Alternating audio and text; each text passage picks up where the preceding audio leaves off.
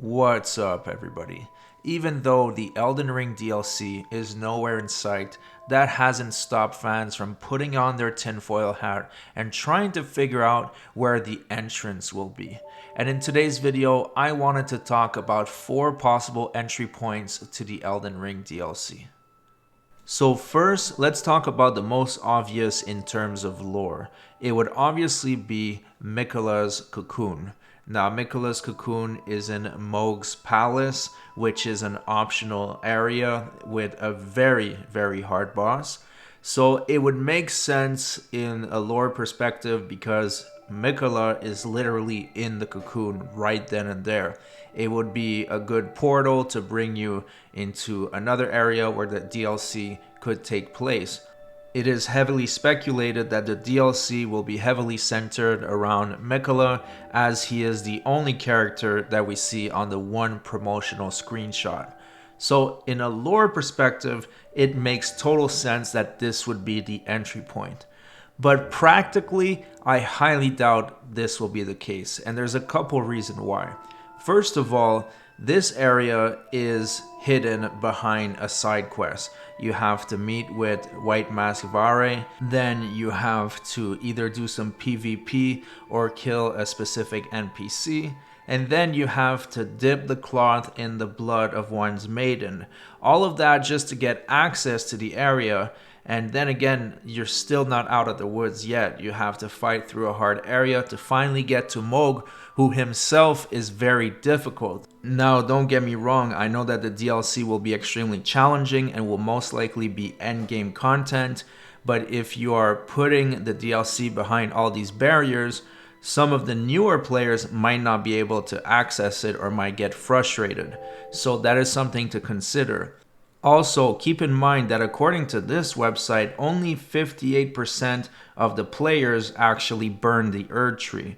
So there's 42% that haven't gone into the end game, and if they haven't gone to Malekith and actually beat the game, I highly doubt they're in the state to beat Mohg. Because yes, of course, you can beat Mohg without burning the Erd Tree, but it is an endgame boss. So from a lore perspective, it could make sense, but from a practical perspective, it's probably not the best idea.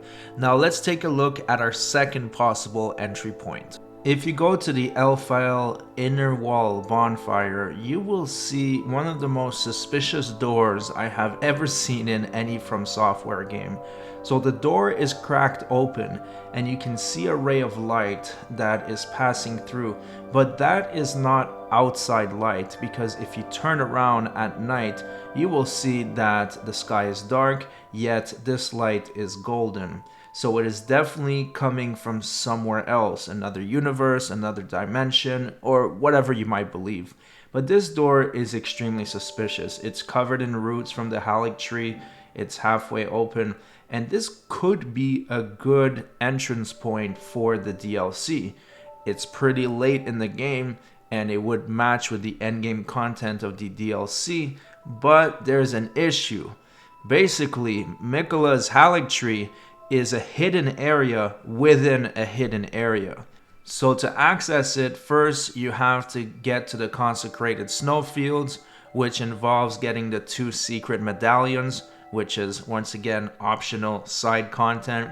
And even when you get to the consecrated snowfields, you're not done yet. You have to go through the liturgical town and you have to do that side quest, the puzzle where you have to light all the braziers. And only then will you have access to Miquella's Halleck tree, and even still, you're starting at the top and this spot is all the way at the bottom.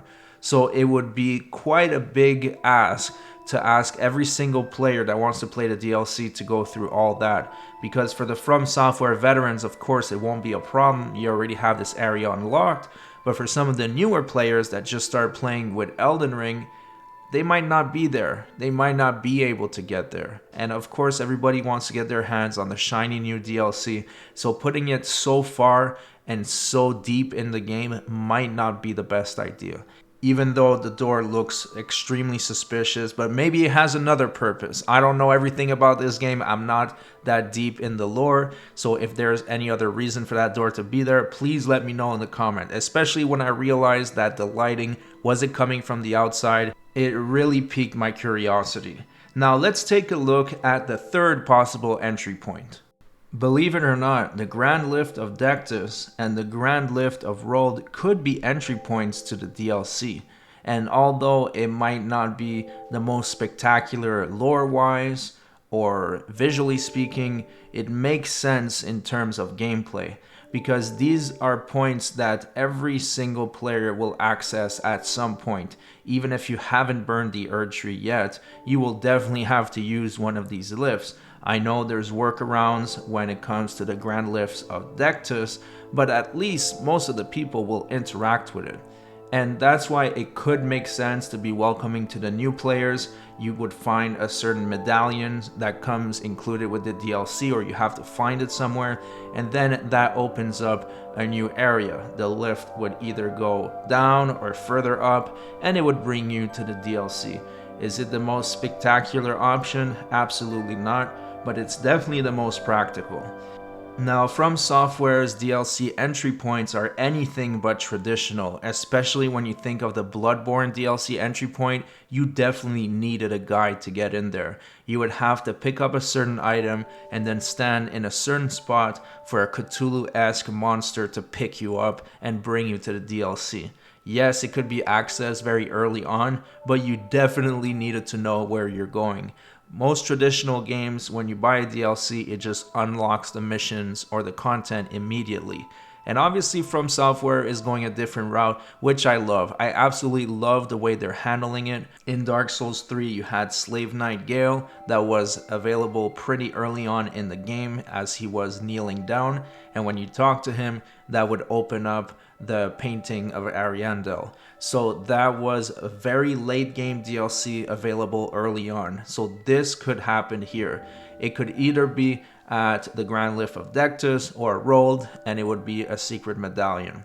So let's talk about the fourth and final possible spot for the DLC entry. Starting from the Altus Highway Junction bonfire, if you head northeast, you will find a little tunnel.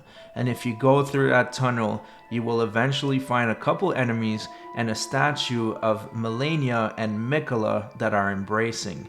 You can tell that it's Melania because her arm is missing, and Mikola is often portrayed as a child because he cannot grow old. He is cursed to eternal youth, so it is most likely them. Now, this statue would make sense for a DLC entry point lore-wise because you do see Mikola there, and also it would make sense gameplay-wise because this is an area that can be accessed approximately 40% into the game. You don't need to do any optional side content, and it would be accessible to most players around level 60, 70. So in my opinion, it could be in this area, it could be at either of the Grand Lifts, or From Software could throw a curveball and you have to get all the great runes to activate the DLC, although I think that is very unlikely because once again, that would be gatekeeping a lot of players. But you never know. From Software is going to do what From Software is going to do, and if it's going to be a super hard level end game DLC, they actually might ask you to collect all the great runes. So I guess time will tell. I'm gonna put away my tinfoil hat for the moment, but please let me know what you think about these locations in the comment section. Is there something I missed? Is there a more obvious DLC entry point location that isn't featured in the video? Please let me know. Thanks so much for watching, everybody. If you enjoy the videos, please do subscribe as it really helps the channel, and I'll see you guys on the next video.